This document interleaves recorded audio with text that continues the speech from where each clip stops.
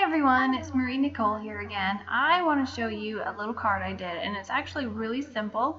I'm just showing you I have a cardstock panel cut down here, and it's a little bit more narrow than my card base. Now I'm taking these scripty dies. This is Lawn Fawn's Scripty Thank You die, and I just cut it out a ton of times, and then I am just going to leave them white at this point, and then go ahead and just glue them all down to my card base. I started doing this with my Tombow dot runner adhesive, but it was getting kind of sticky and I was getting lint everywhere, so you'll see here in a minute that I switch over to my Zig two-way glue pen, which works really well for these smaller type word dies, because you can just put a little bit of glue on the back side of them. But this first one, I started out with my Tombow stamp runner adhesive, and it works fine. It just, like I said, I was getting it all over the place, and that might just be me. But anyway, so I switched over to my Zig two-way glue gun, and then I'm just gluing them down, and I'm going to kind of stagger them, so it's kind of like a repeating pattern all over the card. And the way I'm going to do this is just, I put that one thanks in the middle of my cardstock there. So that I would have one whole word that kind of stands out on the background, and then I'm going to glue all these other little thanks all around it and then just trim them off. And the little parts that I'm trimming off I'm keeping because I'm going to use them to fill in other spaces here and there. So I'm just going to keep going ahead and gluing all these little pieces down, as you can see.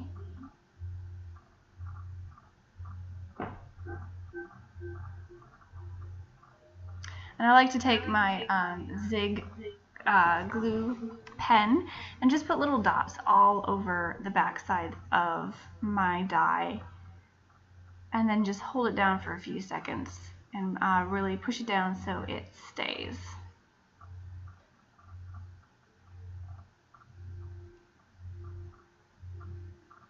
Now if you wanted to go a little bit faster on this, you could probably just glue them all down first and then trim them.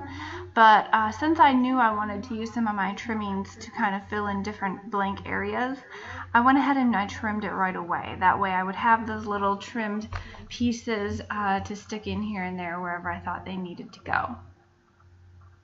But if you die cut enough little thank yous, then you probably don't need to do that as you're working, and it might go a little bit faster.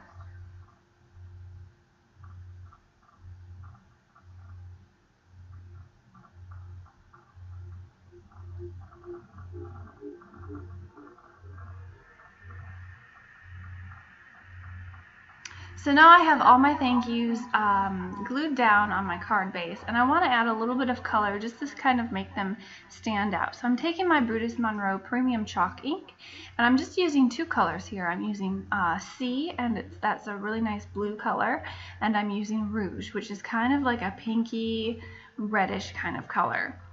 So I'm going to go ahead and I'm starting with Rouge, and I'm going to bring the color in just from the bottom right corner, and I'm tapping off a little bit of that extra color before I bring it to my paper, because I don't want a big splotchy area. I want it to look like a nice even application of color. So I just kind of tap it off first, and then instead of going in a circular motion like you usually would with ink blending, I'm just kind of tapping it on and squishing it on.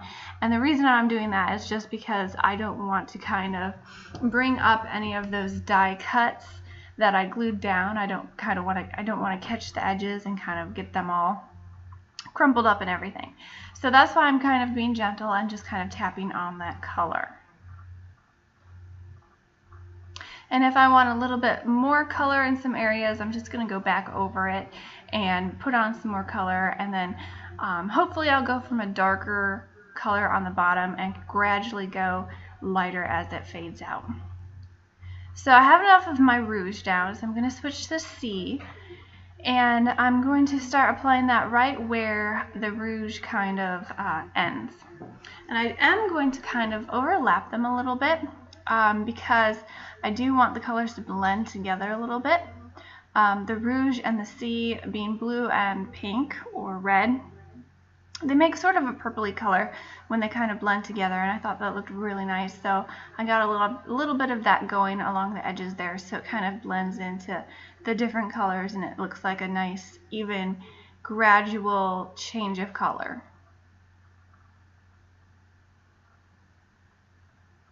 Now I started with the rouge because it is a darker color, and I wanted to blend out this color into the white background.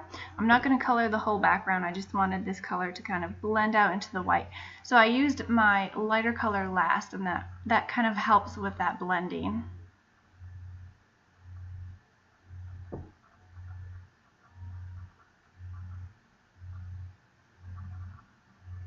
So I just went ahead and kept blending on the color, and then when I had it the way I liked it, I went ahead and I grabbed my card base, and I wanted a little something to kind of just help these colors pop.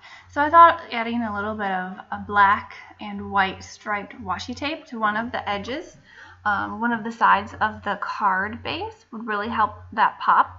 So that's what I'm doing. I'm just getting a piece of washi tape and applying it on that right side of my card base, trying to line it up as straight as I can, and making sure it's pushed down well, and then I'm just going to trim off those edges that are hanging off on the sides.